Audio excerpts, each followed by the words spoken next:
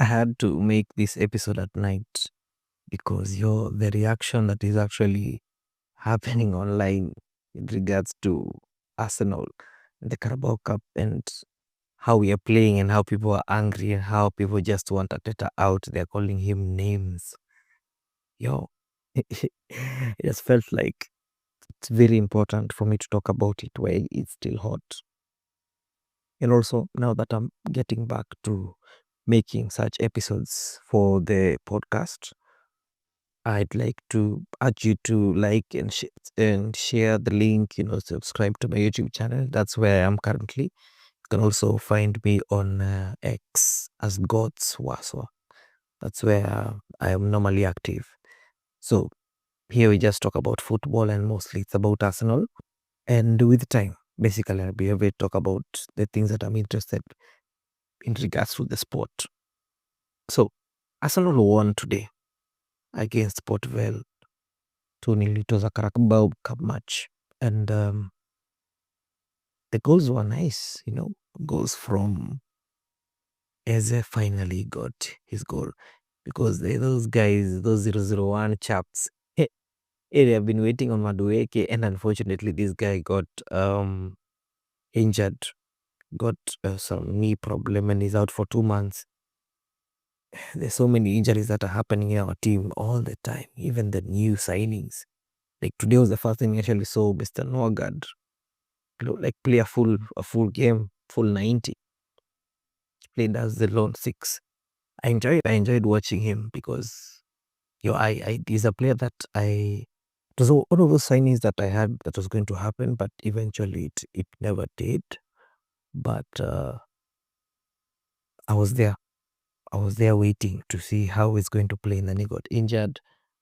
Got a few minutes the last game in the Champions League. So yes, I guess it was nice seeing him play. It was nice to have Saka back. It was nice to have Martinelli back in the pitch. Trossard later, who came later or a sub. Nwaneri play, and Merino himself. That guy, after scoring a hat-trick this Spain, he hasn't missed a game for us. And he's been not necessarily horrible, but I think he's not being used properly in the team. So that's another topic.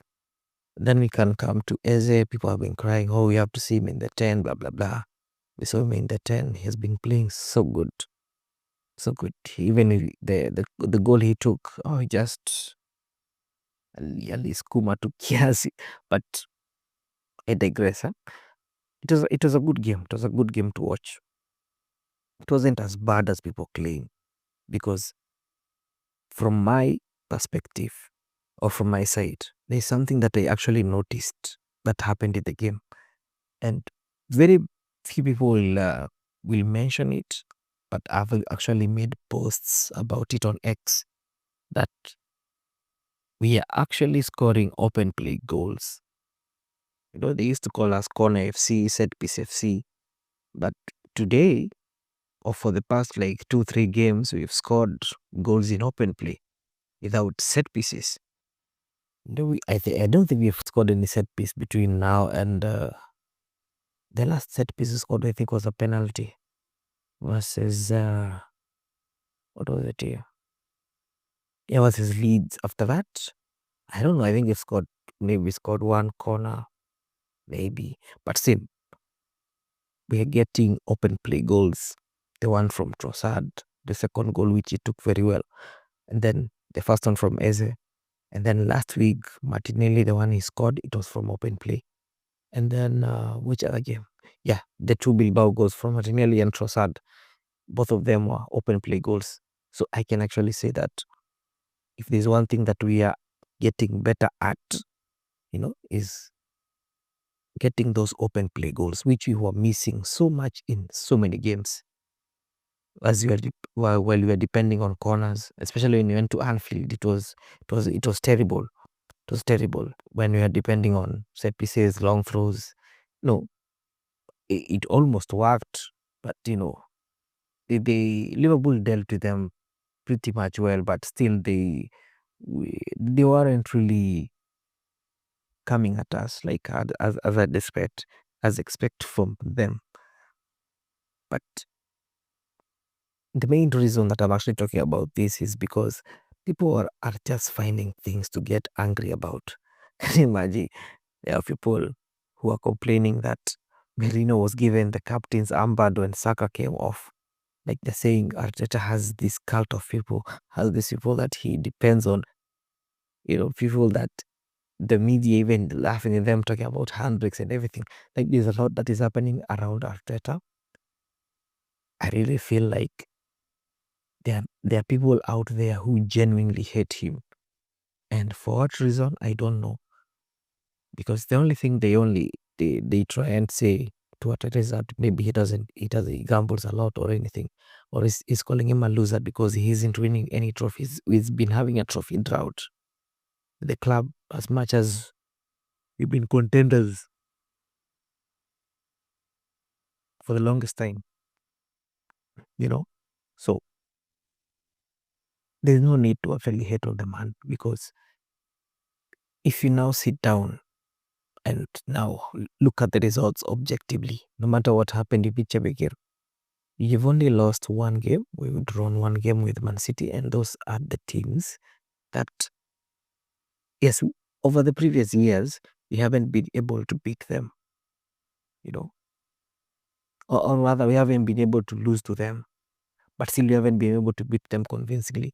But on these other games that we are expected to win, we actually won. For example, we won against Manchester United, which is one of the poorest this season. You go to a team like Leeds, it's a promotion team, like we are expected to beat them. So Arteta did it. We lost to Liverpool. Of course, we lost, and it hurt. We had to bounce back. So Nottingham Forest was there. We were expected to beat them with their new coach. We did. Our first Champions League match against Bilbao last season, we never we failed to beat Atalanta. But this season we expect to beat Bilbao, and we end up doing it. We're coming to Man City, yes. I am also inclined to say that if he got I think he got the lineup wrong. That is my sincere thoughts. I think he got the lineup wrong, because Eze should have started. That's what I believe. Because I did not understand why Trossard was starting. I could maybe find a reason about Merino, because now we are missing Odegaard, but I did not see why we had to start Trossard. I did not see any reason. I was trying to find out. I was trying to read. I was trying to see. Like, there was absolutely nothing that I saw why Trossard had to start. He could have tried as a left wing if he doesn't want him as the number 10. And we conceded an early goal. That was the worst bit. So it was pressure. So that is one game, but we've won. Okay, also today against Port Vale, we've won. We've kept a clean sheet, and we've kept clean sheets. We've only conceded 2 goals. And those 2 goals are, of course, if you meet Haaland every weekend, you're going to concede all the time. So that was unfortunate. We conceded a free kick from Szoboszlai. Like, it has been tough, of course. It has been tough on Arteta, but he has managed to keep us, competitive. We are winning games that we are supposed to win. So even against Newcastle over the weekend, people cannot see it, but if he wins, no matter how he wins it, now they'll be able to sit down and look in hindsight. I'm like, okay, we've been criticizing Arteta for playing badly and all, but okay, let's sit down and look at the record if we manage to beat Newcastle. As you can see, Liverpool, whatever they are doing, I really don't have much to say. But they're flying, and they're flying so high. So those are the standards. Then Arteta has to find a way to beat Newcastle. I don't really care how he does it. But this feeling of winning, for us fans, it's the best feeling because you've won a game. Those times where your team just gets beaten up and you don't even know what to do. So yes, you have to enjoy this feeling all the time. And I want us to beat Newcastle. I don't care how badly we play or how awful people think Merino is. If he's the one who's going to start the game and he's going to give us something at Newcastle, surely, I think it's safe to actually have him on the pitch. And any other person that Arteta decides to start with now, that he has, he has the players. The only player that we're going to have, quarrels with if he doesn't start, is a player like Eze. For the amount of money we bought him and from the expectations we have, I think he deserves to start in whatever way. Whether it's on the left wing, whether it's on the central area, whether it's at number 8, I don't care. He has to start that game against Newcastle. We cannot afford to gamble.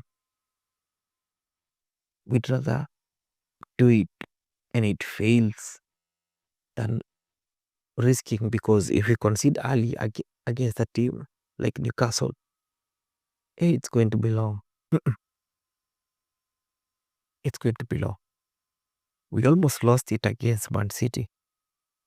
We almost lost it. So if I don't know whether it's a mistake or maybe the game plan didn't work out, but whatever they did against Man City, they should make sure that speaking of that Man City game, all the players that the media accused Arteta for not starting, he's made sure he has started them all today. And all of them have played. Because tell me why a player like Declan Rice has to come for such a game, or Saliba or Gabriel. What are they doing in a Carabao Cup game, 3rd round against Port Vale? Arrizabalaga was nice. That's good. But you come to Ben White, okay, it's good. Lewis Kelly, that's all right. Nogard, it's allowed. Noneri, he's been crying to play, so exactly. And then my man like Martinelli, I don't understand these guys. When Trossard comes from the bench, he performs. When Martinelli comes from the bench, he performs. Whatever happens in between games here, when they're both starting or one of them is starting, I don't understand. But it works, it doesn't work. As long as I'm getting the 3 points, as long as I'm winning games, I really have no doubt that we can be able to continue pushing for the league as it is. You just have to continue racking up these points. Because if, teams like Man City get on their groove, we have, Liverpool, they are relentless. But right now they're short, like they have now 3 center backs, but I'll cover that in another podcast. So yes, Arteta is the man to take us forward. Whether you believe it or whether you don't, he may not be the Messiah, of course. But we can't be this close to winning stuff and just give up on this guy for whatever reason. We just can't. Let's give it one more push. I don't know. For majority of you are going to cry, but against Newcastle over the weekend, we have to. Anyway, if you've reached this far, thank you so much. Remember to like, share, and subscribe to my channel.